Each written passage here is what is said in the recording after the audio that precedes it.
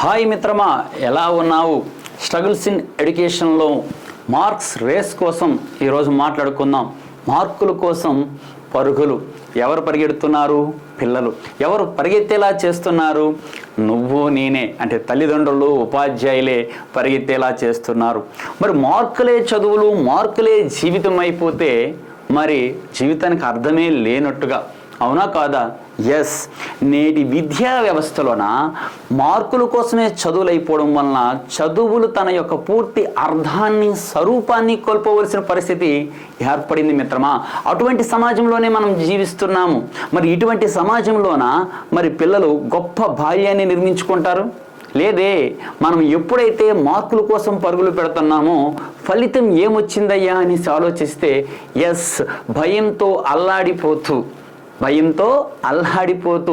అలిసిపోయిన బాల్యాన్ని, చేజారిపోయిన పిల్లల జీవితాన్ని మనం చూస్తున్నాం. గమనించు. కావాలంటే సోదరా, తక్కువ మార్కులు వచ్చాయా? ఇంతేనా నీ మార్కులు? 100కు 100 రాలేదా? ఈసారి కూడా ఫస్ట్ ర్యాంక్ రాలేదా? ఏ గ్రేడ్ రాలేదా? ఇంత కట్టిన ఫీజులన్నీ కూడా నువ్వు వ్యర్థమేనా అని నువ్వు ప్రశ్నిస్తుంటే, ఎవరితో యుద్ధం చేయాలో తెలియక వాడితోనే వాడు ఒక తెలియని యుద్ధం చేస్తున్నాడు, చేసి అలిసిపోతున్నాడు. మార్కుల కోసమే పరుగులని నువ్వు చెప్తున్నా లేదా నువ్వు చూపిస్తున్న దారి ఏదైతే ఉందో ఆ దారిలో అలిసిపోయి, సలిసిపోయి, యాంగ్జైటీలు, డిప్రెషన్లకు గురయ్యి ఆత్మహత్యలకు చేరువవుతున్నాడే తప్ప ఆనందం లాంటి, హరివిలు లాంటి బాల్యాన్ని ఎప్పుడు అనుభవిస్తున్నాడు? ఎప్పుడైనా నువ్వు ఆలోచించావా? తన జీవితాన్ని ఆస్వాదిస్తున్నాడా లేదా జీవిస్తున్నాడా లేదా అని?